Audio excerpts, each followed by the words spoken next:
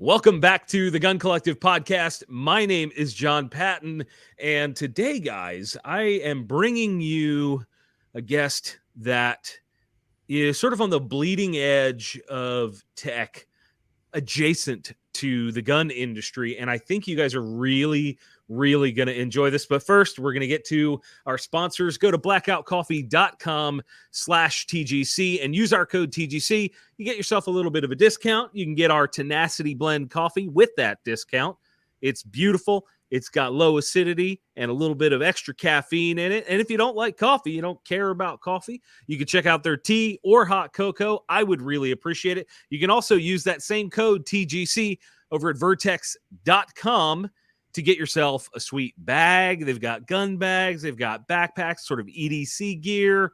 And then, of course, the VTAX stackable storage that I personally love for my vehicle. Check it out, vertex.com/TGC, or excuse me, vertex.com. Use the code TGC. I'm getting mixed up today. Lots of recording.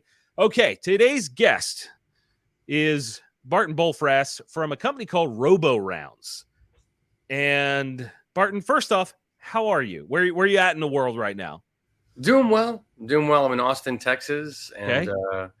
About a year ago this time, I was told I was crazy for even thinking this up. And after the Ukrainian war, I'm getting a lot of calls from a bunch of 3- and 4-letter agencies. That is really fascinating. So the company is called Robo Rounds. What the hell is a Robo Round? So the idea came from my business partner, Dan, and I were talking about zombie rounds. And I thought, sure. An article had just come out about how much they had made in profits. Hornady had made off of that. And I was really impressed because it was a lot, I'm sure. Oh, yeah. But what I thought was so funny was, zombies aren't real. And even if they were real, they didn't test them on zombies.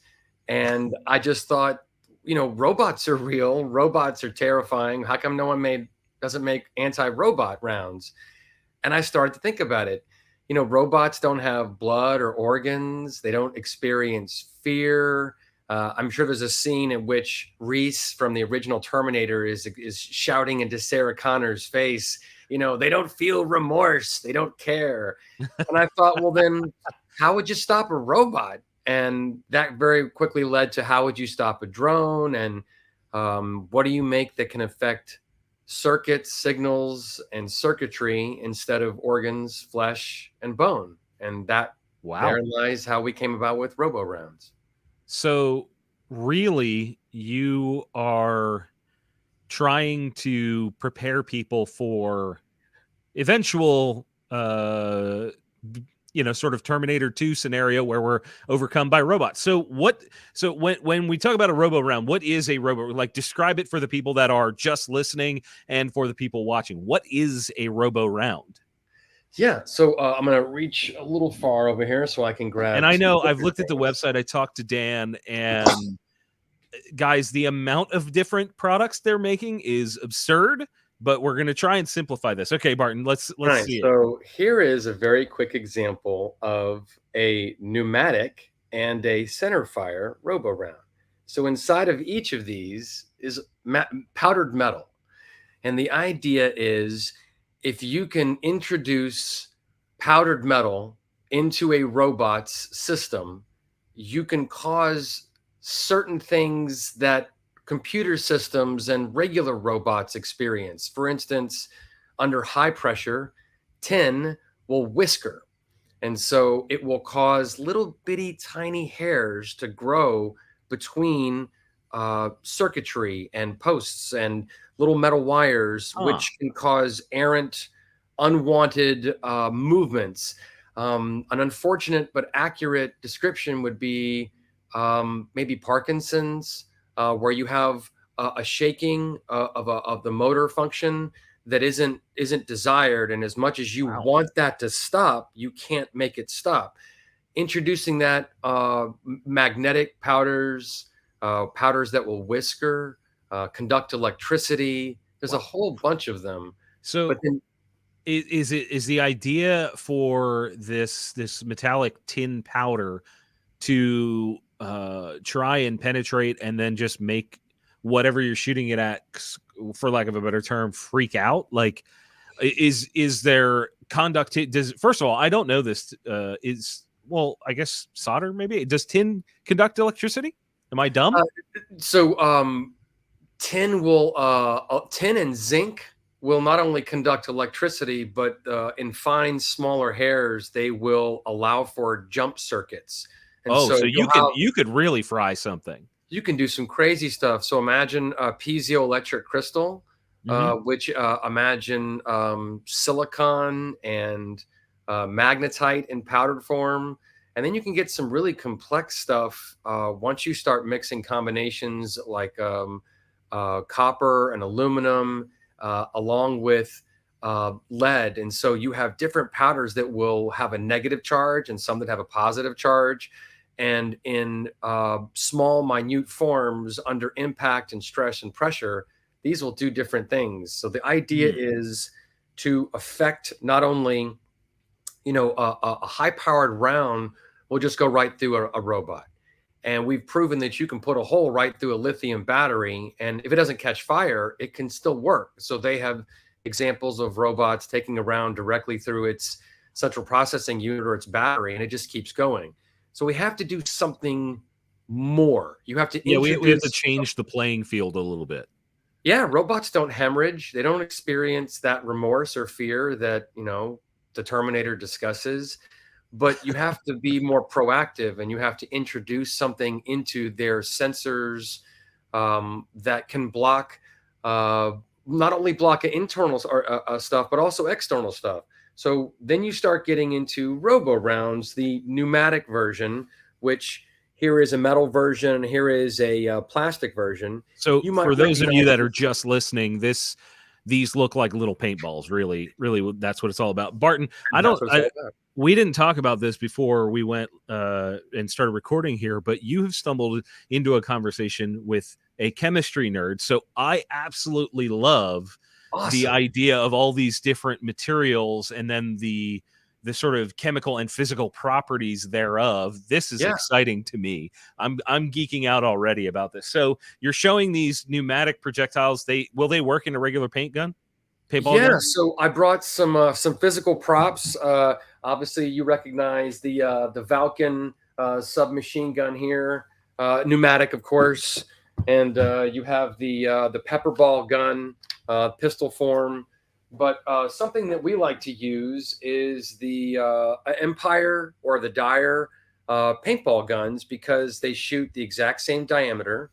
And we make an aluminum tube that holds 10 rounds specifically. We had to have these made. We kind of went to a company that makes cigar tubes and had them make specifically ones that will hold 10 rounds. Okay. And they fit right on the top. And all of a sudden you have something that can shoot very quickly 10 rounds. 10 rounds that can put out a fire, 10 rounds that can mark a vehicle or a round that can be dropped onto a plane that will slowly melt through it. So one of the rounds we have is a gallium round. And the gallium round you are kidding me. Oh, no. So these are warmed to about 100 degrees right before they're used, and they liquefy. And when gallium gets onto aluminum, and I encourage all of your viewers to go and check out amalgamation, but when some metals touch other metals, one of the metals goes yum, yum, yum, yum, yum, and just gobbles up the other metal right in front of your eyes. So if you put gallium onto aluminum and then come back in a few hours, you can put your finger right through the aluminum. So don't put it on your computer. You'll put your hand right through your computer. But, most planes are made of aluminum. And right. And there's a reason that what is it, FAA and TSA and all that, you literally are not allowed to take gallium on a commercial airliner because of it. It's dangerous stuff. You don't have to do anything to it. It just has to touch it. Yeah, it essentially has to touch bare aluminum, which in most commercial settings is rare to see bare aluminum. But if it does, through a scratch or some other thing that's not oxidized, you have this material that can amalgamate with the aluminum and literally destroy it from within. It is fascinating stuff. So this all kind of comes from I am a former Navy EOD diver, Oh, wow. and Okay. I like to collect elements. So I have a museum quality collection of elements, and one day I kind of put that together when I thought about Pepperball. Now I think Pepperball is a great product. They make a really fantastic product. I have absolutely nothing but salutes and kudos. But if I went to you, you seem to have a bunch of really great firearms on your wall. Just a And I couple. said, all of them shoot a 22 long rifle. Nothing more. Nothing, period. Okay. Okay. Nothing more. You would pretty much be very excited if I said you had a second round, hollow point, armor piercing, tracer, and all of a sudden there became a menu, a cornucopia of fruit flavors. You would want to try them all out. Well, the pepperball gun shoots a plastic ball full of peppered CS powder. My EOD is kicking in here. I guess that's pava powder or in the Like military. capsaicin and Capsaicin. concentrated. Yeah. But what if you instead replaced that with fire extinguishing powder? And you could now put out remote fires, hard to access fires, like on the forward of a ship or in a high rise. Or if you put a glow in the dark or a UV or an IR glowing powder, you could say mark every tank on the field and then watch them from a screen like a video game, and then send what you wanted their way without having to. They couldn't hide. So let's slow this down a Yeah, touch, yeah, yeah. because we're gonna run through all this and I'll be lost. So the fire extinguishing rounds, is that something that you can sell to just anybody, or is, because I know some of these you may not be given permission from the government overlords to sell certain things to certain people. What about these fire extinguishers? Is that like a viable solution for a home? Yeah, like here are the fire extinguishing rounds, and you They can put literally just inside look of like them. paintballs. Yeah, they're just plastic version of a paintball or a pepper ball, and inside Sure. is whatever kind of fire retardant you would like, whether it's purple K or ABC powder, the kind you would find in a standard fire extinguisher, or maybe it needs to be something stronger, like to fight fires on a ship. But I'm Okay. also imagine a fire in a courtyard in a prison. This could be put out remotely without having to go into the prison yard, or a riot in the middle of the street. You could arm a drone to just fly around this, or one of those little walking dogs, and they could just put out the fire and then come home. So is it feasible? The first thing that comes to my mind is, how would I use that in my sort of day to day? And the only time I don't think I could reach a fire physically, like get close to it, would be like, say, an electrical fire up on a power pole or something like that. In this area, transformers blow, fire like wires and all that kind of stuff. Mm. Do you have a formulation that could function in that scenario? Is that possible? So electrical fires are really hard to put out. Same Right. thing. That's why I Like asked. yeah, like a dumpster fire. But imagine, if you will, you're on a ship at sea and the forward compartment of the ship is on fire. There's only one way to put that out, and that's from inside the ship, because there's no other ship out at sea to come help you. But Sure. if a Okay. drone could, say, several drones could fly around the forward compartment on the outside while people fought it from the inside, and then just continually go back and re up with more of these rounds, much like a crop dusting drone does, where it fills up with fluid, Right. dust crop, goes back, fills up. Same principle. You could almost use the crop dusting drones, but also from these weaponries, most of these systems reach 300 and 400 yards. And Oh, if you're wow. trying to, Wow. yeah, they Okay. are not yards, sorry, feet, Okay. which I is, was gonna say, wow. yeah, forgive me. I'm constantly having to go back and forth in feet and yards and Yeah, I can imagine that meters, stuff. and but these can reach the top of a tree, a smokestack. These can reach the top of a telephone pole or a chimney. These can reach down into the bottom of an air duct system, the very, very end in the back of a tunnel. A lot of places where a fire hose or a fireman or first responder can't reach. Yeah, and Just not only that, but you open up and this is just one aspect, guys. yeah, So yeah. you open up this idea that a armed with the smaller pepper ball launchers. Like I've got one that's a flashlight that has more than that singular function of firing a projectile. But a first responder or somebody in some sort of prepper kit could have a setup like a safety minded setup of these things and be able to put out something. In this instance that we're talking about, put out something from farther away. They don't have to get up close, because firefighting is dangerous. It's not like this is not a faint of heart type career. So being able to do that as a untrained civilian and at least try to get ahead of it with these sorts of things, that's a really interesting product. But then on top of that, we've got this like, hey, we're going to save the world from fires, and we're going to help people with fire. And then you've got this gallium capsule or round or whatever you want to call it, the Robo round.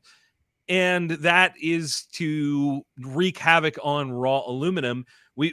What else? I mean, where else are you going with? There's some really fun ones. So one of them, the jammer round, has three. What is the jammer? The jammer round will block LiDAR and radar. How? How the hell do you do that? So I tried to follow the same principle as World War II air blast chaff.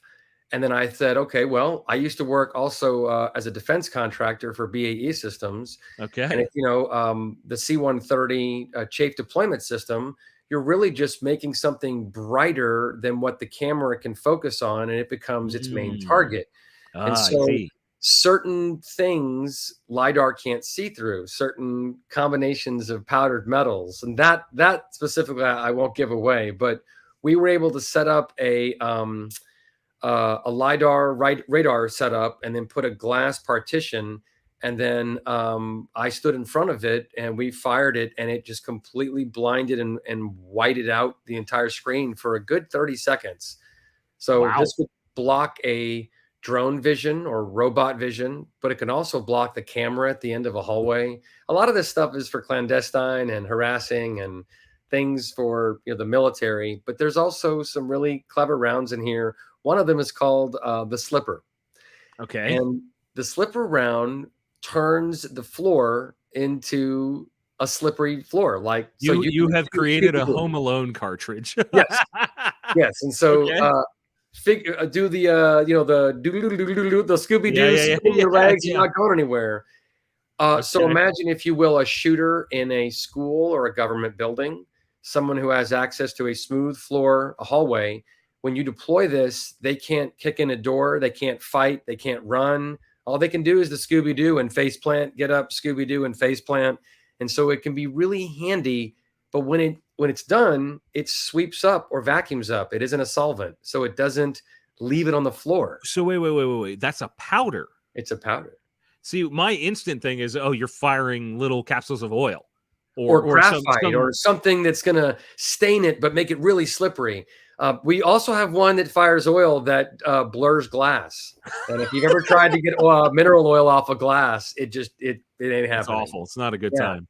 But there's we really try to go out and see just how far and wide you could take this.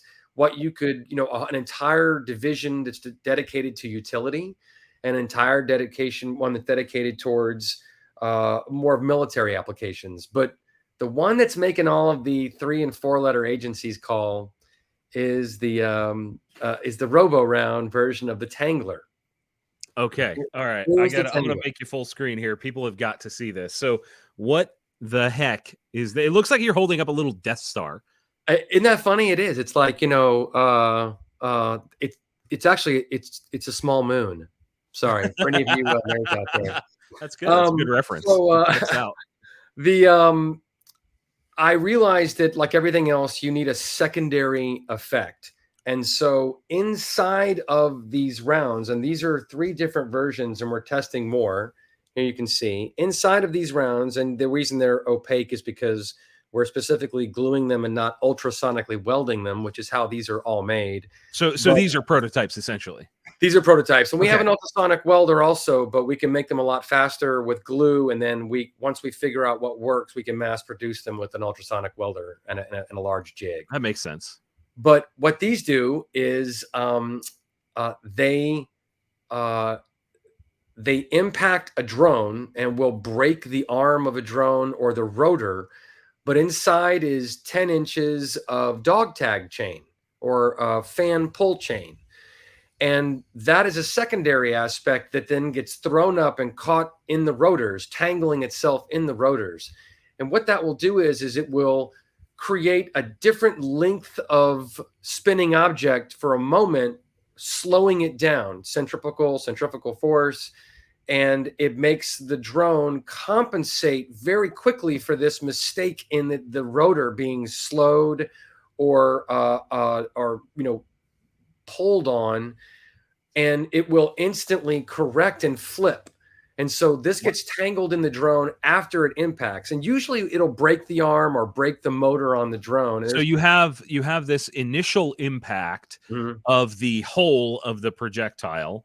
Yeah. And then inside the projectile is this chain-like material or actual chain, the ball chain, and that added weight is something that the drone is trying to compensate for and will likely overcompensate, especially if you hit it with multiple rounds. So not only do you have pushing it away from its guided path, which is a problem for it, you impact it, you break it, maybe you get lucky and bring it down with that, but then you have this added benefit of, you said, making it flip over. Yeah, it's so the first 2 drones that we shot out of the sky. What a sentence. So let me be very specific. We went to a military base and we flew a drone at 10 feet, going about 10 knots, and we hit it. And when you slow down the footage, you can see the round exploding on the arm, and the chain gets caught in the rotor, and the rotor slows visually, because you can see when on video footage you can see the slower the rotors.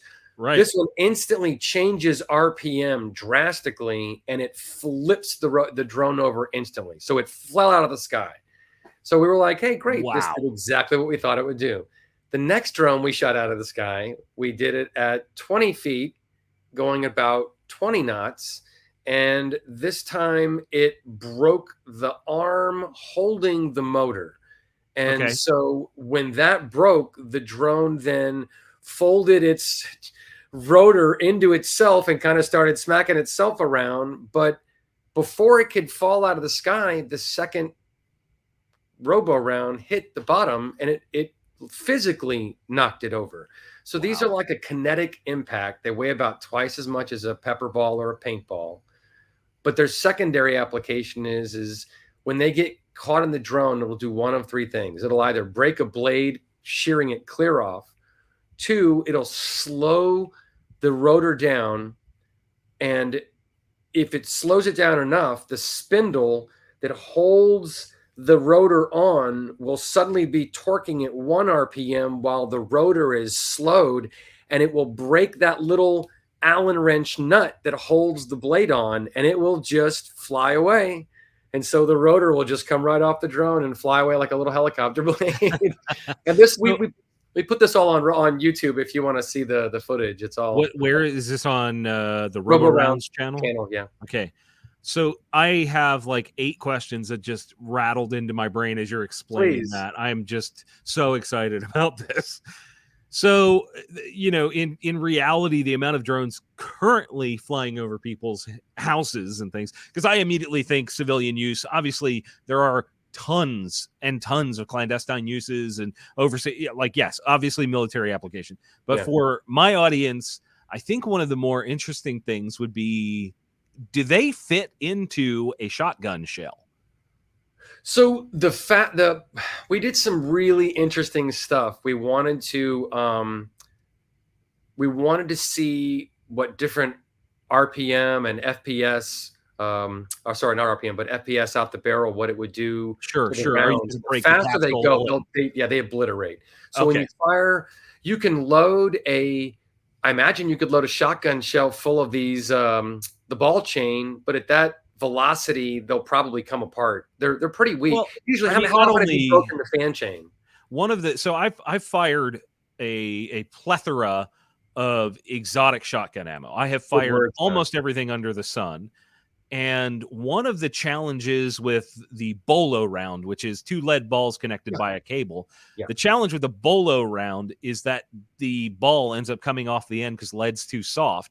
When you fire something that is individually lightweight, like a small chain like that, Mhm. it's never going to carry the velocity to get to a drone Yeah. if you just load that in there. So you almost have to. I mean, you could kind of make a field expedient round. Now that I think of it, pour some wax in there, but then you just created a slug at that point.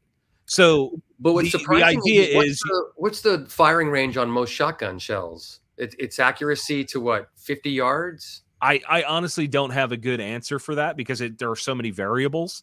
Yeah. But I would say that inside of 100 for sure. Inside Yeah. of 100.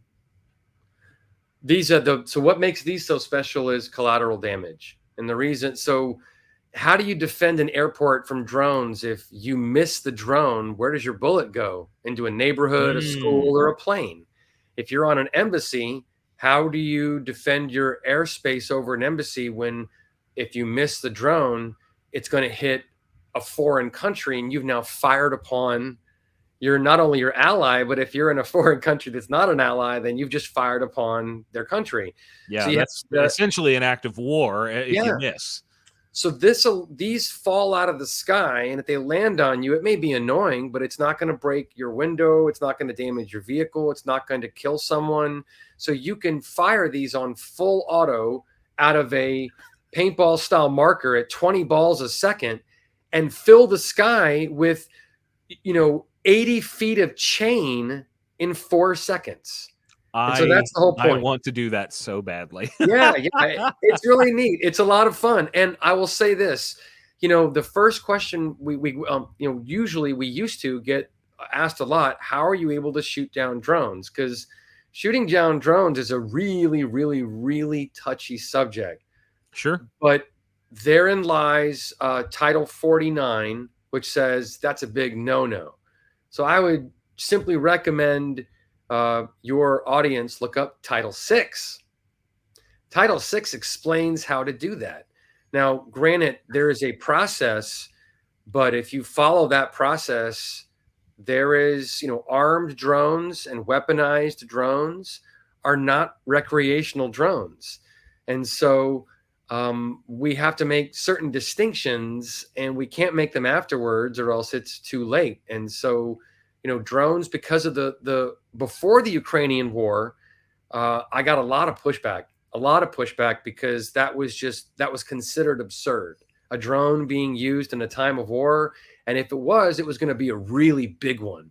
But then all of a sudden you see off the shelf DJI drones dropping grenades and mortars, and then people starting to modify them. And now you've got drones flying up behind other drones and blowing up like a claymore and knocking them out of the sky. It's really fascinating watching it happen. Yeah. I mean, I saw a video that came out recently of a guy surrendering to a drone. Yeah. Like that. I mean, it's the future is now.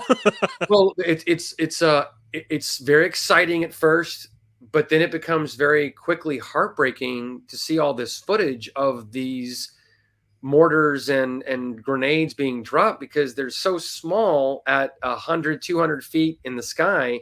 You can't see it and it sees you perfectly. And someone else is just dropping these like it's a game. And there's no pilot and they're inexpensive. And, wartime drones are $100, $200 and they can, have you ever seen what a drone can do when it drops a titanium dart from 400 feet? No, I haven't. Through the car seat and stick in the bottom of the car. Wow.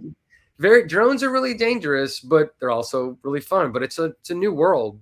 And then there's that new video of the drone dropping off the weaponized drone dog, the little robot dog. I have not seen this. Of the rooftop. This is in China. Okay. And it's a 4 to 6 rotored small drone, and it is carrying a 4-legged small dog robot. And on top of the dog robot is an M16 AR-15 style weapon. And the drone flies onto a rooftop and drops it off and flies away. So this And thing deploys a little killer robot dog. yeah, and it goes through and it clears a building, and there's Lord. targets in the rooms, and so, here's a fun. I never thought I'd be quoting, Greta Thunberg, or as she How says, dare you? yeah, right, as she jokes, hey, this world you said you were gonna, have all these problems with when the kids of the future are born. Well, I'm that kid. And I think it's funny, we've all spent our lives, not afraid of zombies, but we've spent centuries afraid of robots. Look at the old movie Metropolis. We've been afraid of automaton creatures forever. And we've only really been afraid of zombies since the 1940s and 50s and 60s movies. Right. So really the real fear is, what do I'm not afraid of artificial intelligence becoming as smart as a person, because then it will reason to not kill me. I'm afraid of AI becoming as smart as an ant, because an ant knows how to build, feed itself, reproduce, and bite me. And that's all it does and I'm afraid of that, of someone losing control of swatting. You familiar with swatting? I am, unfortunately. So if someone can take control of my Xbox or my son's PlayStation, call the SWAT team from somewhere else and get me killed. People have actually been killed during swatting. Yeah, I've heard of that. What is to stop? And this is something to really think about, okay? Don't be afraid of a robot picking up a weapon and telling you what to do. Be afraid of someone removing the parameters of telling how fast and hard it can grab you. So what do you do when the robot grabs you at 300 miles an hour? What do you do when the robot? I don't have an answer for that. Yeah, right. And so that's what I'm more afraid of is someone can take control of Elon Musk's Tesla vehicles. Why can't someone take control of one of his robots and suddenly tell it to pat Bart on the shoulder at 300 miles an hour? Pat, pat, pat, pat, pat, and I'm dead. And it doesn't see it as harming me. It doesn't violate the 3 rules. It was just congratulating me really hard and fast, and then I'm dead. And so I'm more afraid of the mistakes that we will make with robots than I am with robots. I think that's a wise statement. I think, with AI being the topic of conversation nationwide currently, I've heard things from it is learning how to lie, which is terrifying in its own right, to get what it wants. The idea was that it got the answer to a CAPTCHA, the sort of "are you a human" thing, by hiring somebody on a Fiverr type website and telling that person that it was blind and needed assistance. So that person, because that's a thing that blind people can do, which is reasonable, right? But right. It used this technology and this idea against us to learn how to lie. And then it also taught itself how to speak French out of nowhere. It's like all of these absurd stories, and that's without a physical body attached. Just like a fungus in an ant, where it makes the ant into its drone and it does its bidding. It doesn't have to have a physical form. Are you familiar with theory of self? This is a really neat thing to witness. You can look it up on YouTube. It's when they put a 3-year-old in a room and they have a piggy bank and they say, okay, we're going to put, and I'll use my can of water here. I'm going to put a Robo round into this can and shake it around. And what's inside the can? And the child will say, oh, well, there's a Robo round in that can. And if I say, okay, well, if I pull this out and I put a penny instead and I shake it around, what's inside? A penny. Well, if your friend were to come in here and shake this can, what would they say is inside? And the child will say, a penny. And they'll look at you like you're a moron, because they don't necessarily have theory of self developed. What I know, you know. I'm also a former dolphin trainer, and so a dolphin. This is what haven't you done as a shorter list? I did in the Navy. My whole life has all been centered around some odd jobs, but children and dolphins and animals, they get mad when you don't feed them because they're not hungry. We're hungry. And if we're hungry, I'm mad because you're not feeding us. What's wrong with you? And the problem is they don't understand that you and I have separate brains. So when you take a 4-year-old and you put them in the same experiment and you say, I'm going to take this can and put a Robo round in it and I'm going to shake it. And they say, oh, it's a Robo round in there. And I say, well, when I put a penny in here and I shake it for your friend, what are they going to say? And they look at them and they go, a Robo round. And they realize they don't share my brain. I have a self. I am independent. And that then leads to lying. And the next test you see in psychology is whether or not the kid will eat the cookie if they leave the room. I love that test. Yeah. So it's almost like we're born with this sort of collectivism brain. Yeah. And then we learn beyond such a infantile sort of viewpoint, which is, wow, that's fascinating. Well, theory of self. And it's when we develop the knowledge that we don't share a brain, which means that I can lie to manipulate you into giving me what I want because you don't know what I'm thinking. Right. And that's what I'm worried about in computers and AI. I'm not worried about the really, really smart robots who want to save everything and rewrite all of our movies. I'm worried about the robot that writes a script for a new drug that looks like a drug we take, but a year later it kills you, or it does something remote, like it controls someone else into thinking that it needs to go and do this. Yeah, it's getting crazy. What's the I'm not sure if it has an official name, but I've seen this technology curve, plotted out across time. The sort of tech that we have available has in the 1900s, it just went from, it did an L, basically. It went from kind of increasing to vertical, especially with the introduction of cell phones and computers and all of these things. And this it's somewhat imperceptible to us because we're in it, right? We're part of it.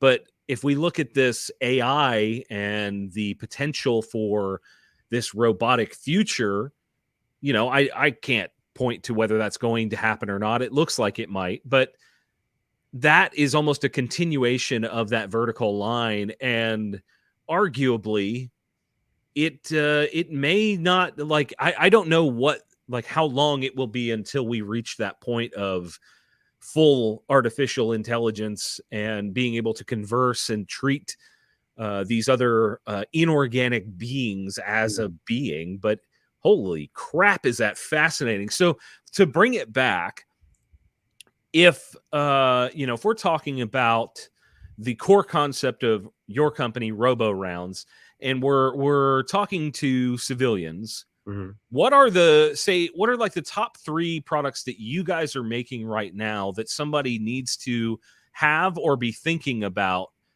in the next 12 months? I would say first and foremost, the most utilitarian, useful round we make for anyone is going to be the fire extinguishing round. I mean, obviously, fire is destructive to everything. It can be, one of the troubling things we have is because we make ammunition, we don't make the delivery devices, and so we can only recommend, these can be fired from a handheld or a shoulder fired weapon, or from a drone, or they can be dropped or launched. And, hopefully the great masterful wizards of invention out there will follow along with our vacuum bag and suddenly make a cooler, better vacuum. Dyson is one of my heroic inventors. Oh man, that guy is brilliant. He's got like a book of quotes, but his very first one that I'll never forget, which is his most memorable, was try and find an industry that already exists, find a product that has proven itself, and just make it better, make it work. And so we saw all of these pneumatic infrastructure. Everybody purchased these pneumatic pistols and rifles, and they only do one thing. They fire this, destructive pepper ball, or a hard ball that's meant to break glass, or they're not really useful like a utility, like Batman's utility belt. So it's like giving those pneumatic weapons a Batman's utility belt that can put out fires or can stop a menacing drone from harassing or staring in your window. I would never recommend anybody just fired a drone flying over their house. But what do you do when it's hovering outside your window? What do you Sure. do when it's literally harassing you by your pool or your backyard or your family? So we've got the fire extinguisher. Yep. We've got the chain capsule, which is the anti-drone one. What would be a third choice for civilians that you can legally sell to civilians right now? Because I'm just curious as to how this applies to the normal day-to-day life. The slipper round, and that is it's a silicon based powder inside that makes the floor slippery. And there's we did a fun video with my son standing. We taped off the floor, a 2-foot section on rough concrete, and I have my son step forward with his feet, and he kind of like puts his feet around. It's real rough, and then I just sprinkle a little of this on the ground, as much as in 3 rounds.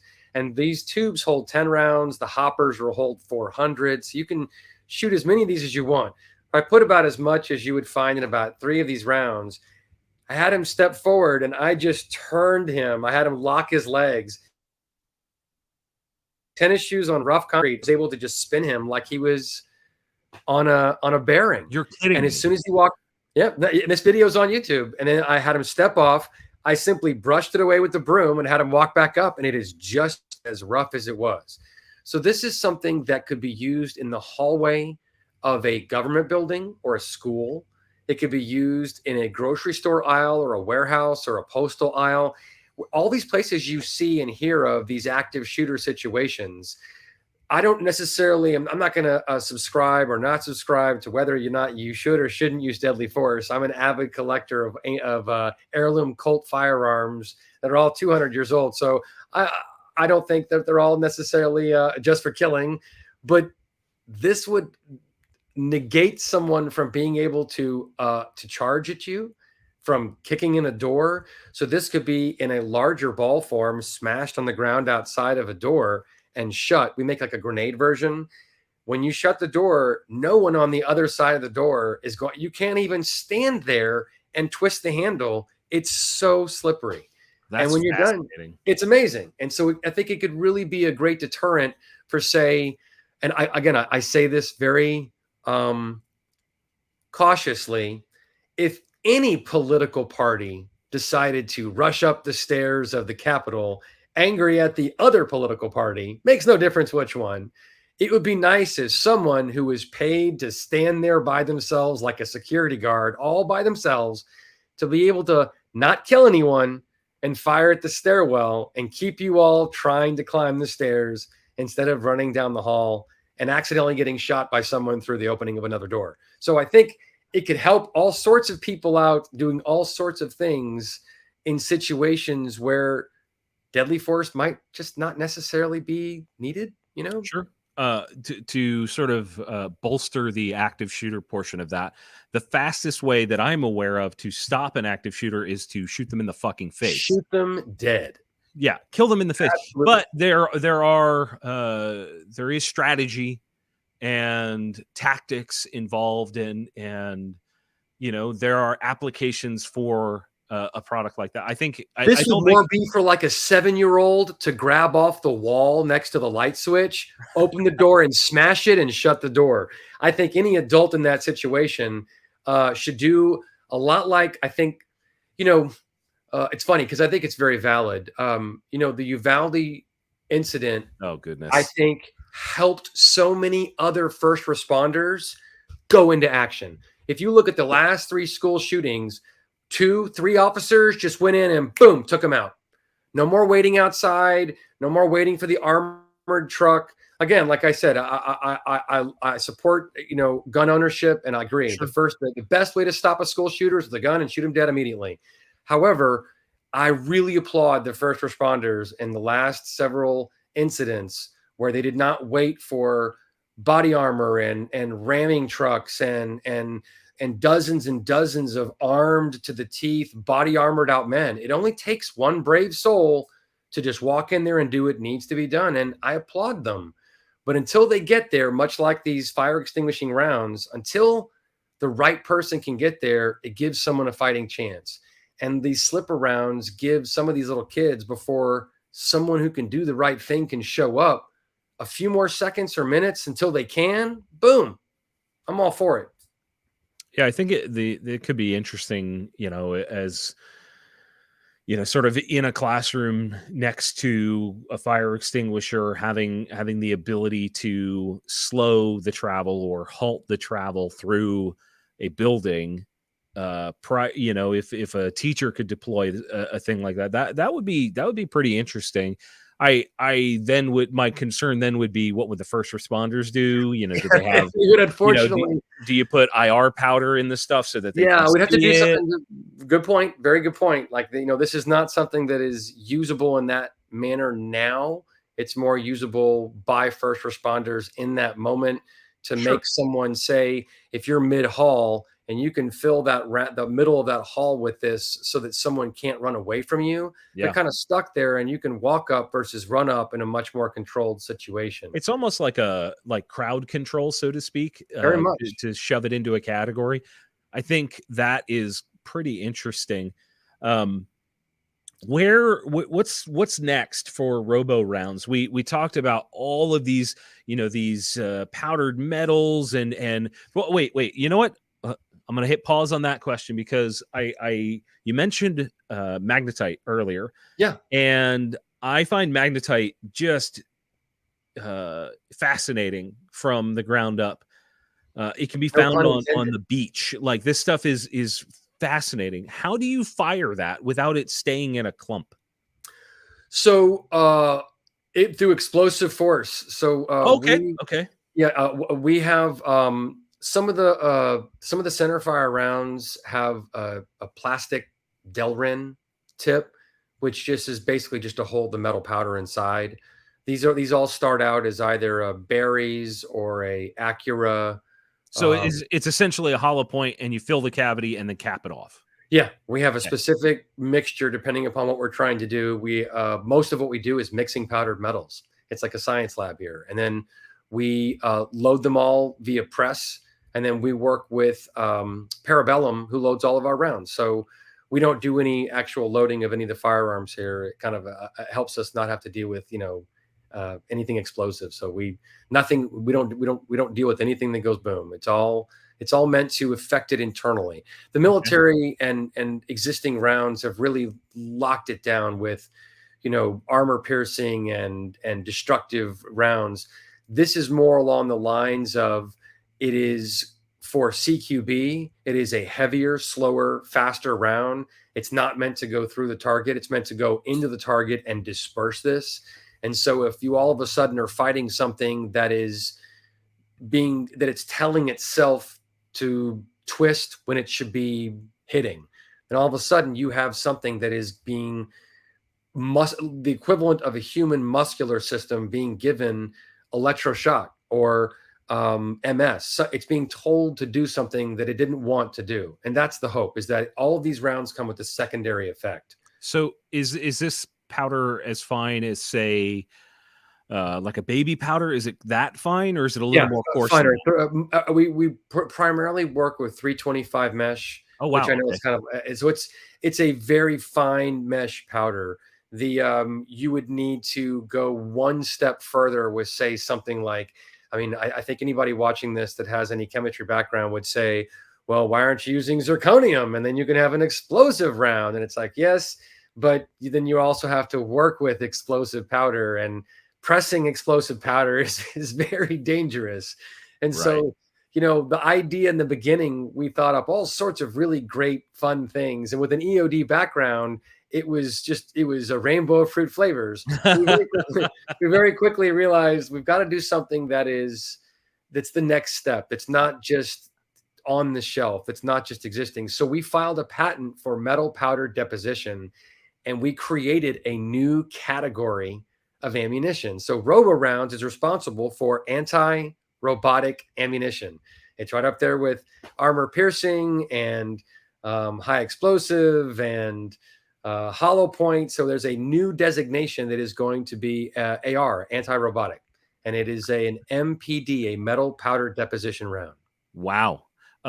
Is it possible to fire potassium contained in oil and then have it grant some sort of effect as it enters a target? Is that possible to get that, like, say, into, for lack of a better term, into a wet target? Would that react and give you the volume that'd be interesting, especially if you made every other round filled with water? See, now this is why we're talking, because you've got the good ideas. So we realized very quickly that you can work with a bunch of stuff that is not explosive at all, but is incredibly reactive. And then you think, yeah, but what's it going to react with? And it's like, we should probably introduce that into the robot as well. And so, you can introduce. So our second patent is for binary rounds, and here's where it gets even more interesting. So we're working binary, meaning every other round is some other component. Is that the idea? Okay. Yeah. And so you can effectively create general binary rounds on site as opposed to in the weapon. So you don't have to carry something that's dangerous. You can deliver it and it can mix on site. And because of its dispersal effect, it doesn't specifically have to fire into the same hole that the first round was. That's interesting. So in theory, could you deliver through that method a payload of, say, thermite, and then find some sort of ignition source? Like, that would be really interesting to me, because thermite, for those that don't know, is essentially iron oxide powder and aluminum powder, and then you ignite it typically with some level of like a magnesium strip, something that is incredibly hot. It needs that energy to get going, but it's almost a runaway reaction. Unless the metal ignites with impact. So yeah, as tears well in my eyes from your mouth to my ear, there are a wonderful number of things you can do with modern chemistry, and one of those is melt things. And so gallium and aluminum is a beautiful example, but there are others that impact itself will actually ignite, and you don't need an ignition source. It just does its own thing. But as I always try and add as an addendum to that statement, we at Robo Rounds will never, ever, ever work on that stuff without a military contract and an ATF appropriate license. There you go. Yeah, don't want to break them off. I'm going to throw a chemistry question at you, because it's one of my favorite reactions that I've ever seen. Manganese heptoxide. What do you know about it? Manganese heptoxide, is that sugar meeting, for lack of a better term, is that when the gummy bear mixes with the sulfuric acid mixed with is it a plastic? It's sulfuric acid, another ingredient. And when I've never seen it presented in a simple form. There's a channel called Nile Red on YouTube. Guy does these absurd sort of chemistry explorations, and one of them is manganese heptoxide, which is it's borderline unstable. It's just violent. So it's violent reaction, explosive reaction. So this thing that doesn't want to exist, you touch it with a feather and it explodes. Manganese, the brown powder. So it's actually, the way I've seen it is in liquid form. I've only seen it in powdered form, and it will if you brush against it, it just explodes. Well, yeah, I mean, it's one of the coolest things out there. And you know what? We were talking about the amalgamation thing. One of the others that a lot of people don't know of, and would probably be an environmental issue, is mercury and gold. Mercury and gold, because of electronics, would be an interesting thing, because you can fire the liquid mercury into something that has maybe gold in the circuitry, if you're aware of that, and create some havoc. Gold disappears like the raccoon's cotton candy at the lakeside. As soon as that video of that raccoon, he's like, I'm going to get it wet, it just disappears, because cotton candy melts with water. And it does. Gold being dripped onto mercury will just melt into it like butter. It's ridiculous looking. It's kind of fascinating. Yeah. I don't want to hold you up all day. We do have to wrap up. Is there anything that you want the people to know? Obviously, roborounds.com. How about beyond that? Is there anything else you want to share with our audience? No, I'll leave it simple like that. I think if you are, not to scare anyone, but if you've always wondered, well, are the robots and the drones going to be a menace to our species? Yes. Unfortunately, the Ukrainian war just showed that it is. And there's plenty of instances during the Ukrainian war where we decided to use robots to see if they would work as effectively as the drones. And they did. And it was a real scary outcome. They don't really see us as don't shoot you, shoot you. They just go in and clear. And so I think having something that you can defend yourself with is better than having nothing. I 100% agree. I cannot wait to continue talk. We're definitely going to have another episode where we talk about this stuff after I get a chance to try it. Hopefully I will make my way down to Texas and come see you guys and see this stuff firsthand. Definitely. I think it would be awesome. I've actually, Dan, your partner, was one of the earliest supporters of the Gun Collective ages ago. And I will not forget something like that. So this is very cool to me. Guys, of course, check out our sponsors. We've got Blackout Coffee blackoutcoffee.com/TGC. Use our code TGC, and vertex.com. Use the code TGC. Barton, thank you so much for educating all of us on this. If you guys want to learn more, go to roborounds.com. And I guess we will see you next time. Jon, thank you very much.